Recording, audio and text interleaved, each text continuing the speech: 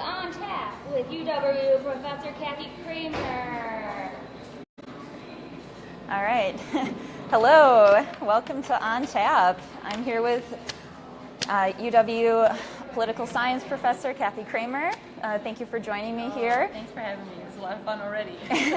And we are here talking at Fair Trade Coffee House. And and we're drinking some delicious coffee here. So, did you have a question? Or? I did. Kathy, thanks for coming in. Oh, thanks for having us. Yeah, absolutely. I just wanted to ask, this is just a personal question related to the current political climate that's been going on campus. But do you feel like the belief that academics puts people in like an elitist mentality has grown, that belief has grown in Trump's America? Hard to say. Yeah, I don't know if it's grown. I mean, I have a lot of different answers to that. But being an academic, I certainly don't. Some of my best friends are academics, right? Absolutely. I mean, and they don't behave in an elitist way, and yet I know from my work, my own research, that perception is definitely out there, and I think.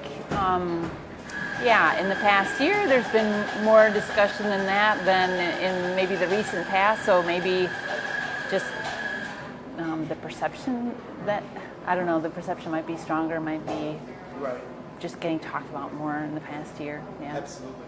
Yeah. Thank you very much. Sure. Thanks for having us. All right. A good question from one of your fans here at Fair Trade.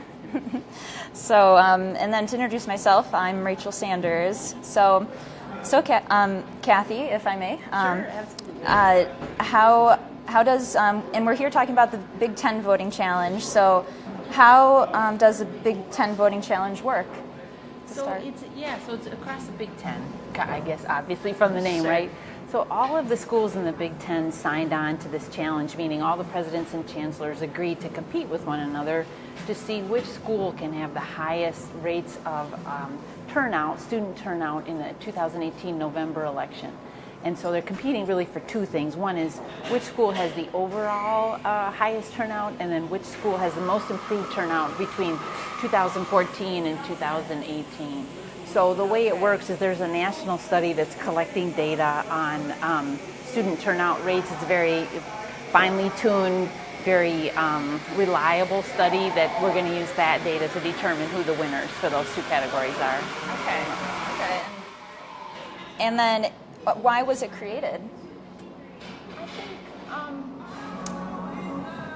really the people. So it started at the University of Michigan by a political scientist there by the name of Edie Goldenberg. And she's been someone who's been interested in civic engagement throughout her career and political communication, and really invested in making sure the undergrads on her campus are engaged in politics.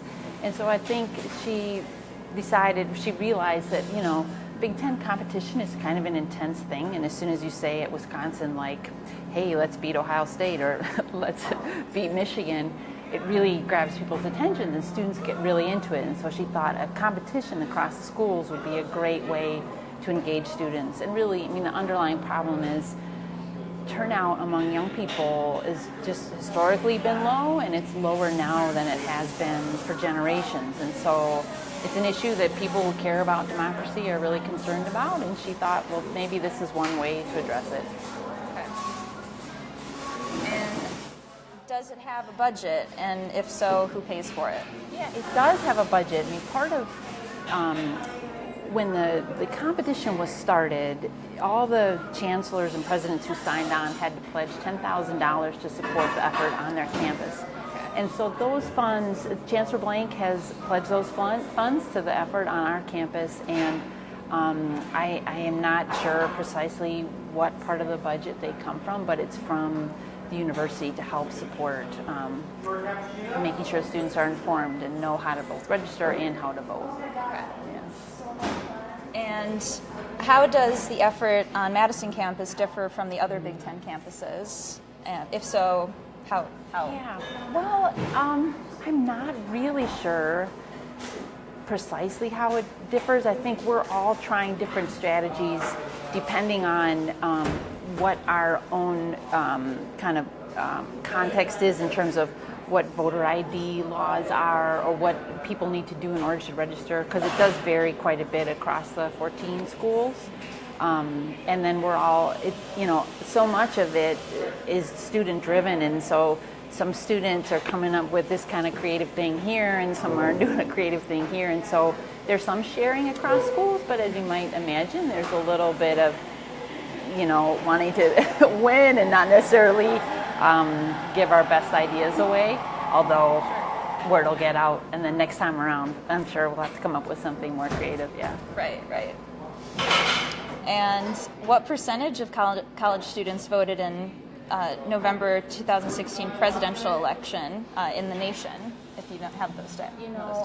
I don't remember the stat exactly, but it was in the mid-20s, I think. I could be wrong. So those of you who are on Facebook, you can probably respond with the accurate number. I'm sorry to say I don't remember precisely. Okay. Yeah. Do you know about the UW-Madison campus, the percentage? Yeah, I forget. Sorry to say, I meant to look it up before I came, but that's all right.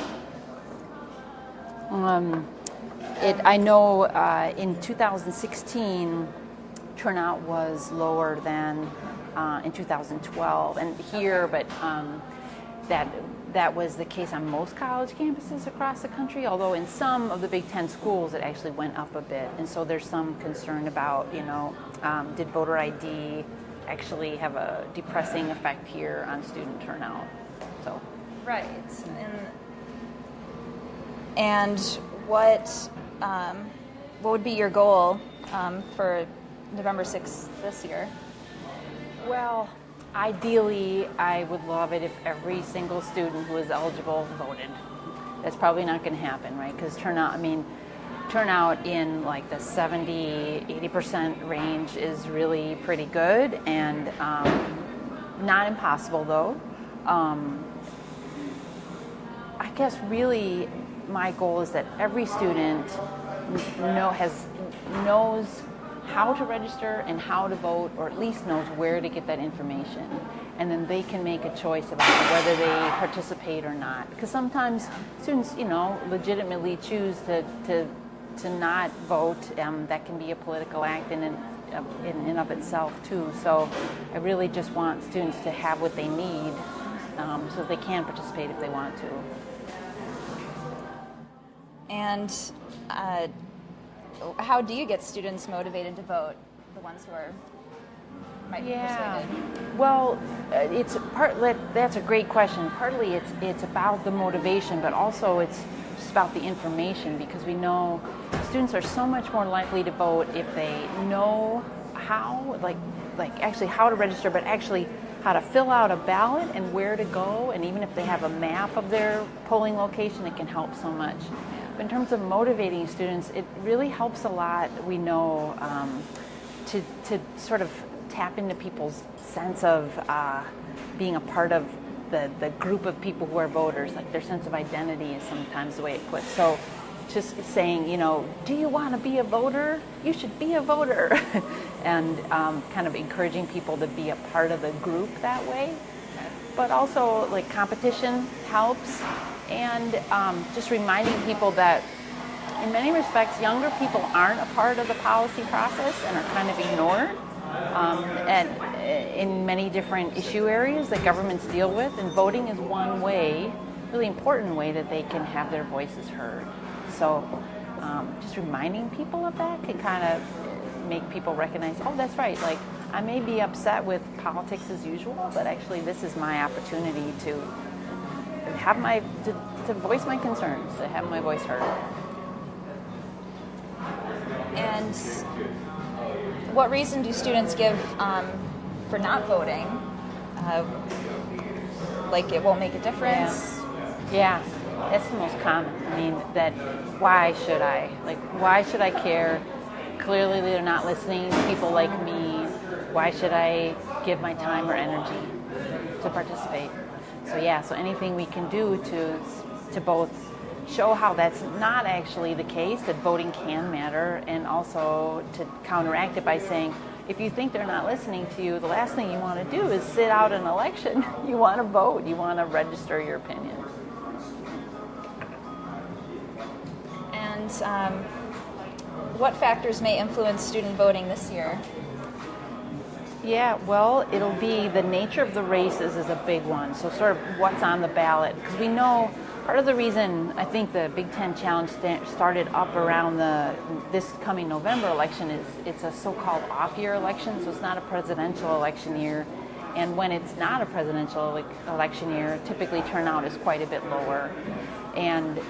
But in Wisconsin, we have the benefit of we're going to have at least two really pretty high-profile races, meaning the gubernatorial race and the Senate race. And so that'll be a big factor in kind of catching people's attention. And there'll be information about that pretty readily available in the media and social media and such, right? But voter ID legislation is another factor. We're still new, and there's a lot of pending legislative court cases, I should say. So there's some confusion still around how far out people can register, and what they need to register. And I should say it's still the case in Wisconsin that you can register on the day of the election, but there's some residency requirements in terms of how long you have to be living in a certain place. And right now, there's a pending court case that how that comes down will affect whether you need to have lived where you're voting at for 10 days or for 28 days. And for most people, that's not a big deal, but for students in the fall, especially if we're talking about the August primary, that could be a big thing. So that legislation is definitely a factor. And given your research and your book, The Politics of Resentment, do you, on Wisconsin's rural-urban split, are rural or urban student or college-age students more or less likely to vote? Yeah, slightly less. I mean, there's a lot of different things that go into that. It's somewhat tied to education. It tends to be the case that people who are college age living in rural areas are less likely to be in college, and there's a relationship between whether you turn out and education in and of itself, but then also if you're on a college campus, you're already in kind of networks of information and organizations and classrooms that you're more readily, you're just more likely to be given information on how to vote. So it's not necessarily, there's nothing innate about being a rural resident or an urban resident, but a lot of the things that go along with living in those types of places means that you aren't going to get information about the election and be encouraged to vote. And I should say mobilize too, because election day mobilization is a big thing for both political parties, and it operates differently in rural and urban areas, because in urban areas it can be more efficient for political parties to round up people and encourage them. I shouldn't say round up, that sounds like Chicago. But I mean, just to go door to door and encourage people to vote, remind people to vote. So that still takes place in rural areas too, but they don't get quite the kind of attention that urban areas do. Yeah. And are you seeing any anger in either rural or urban college-age students for these upcoming vote elections?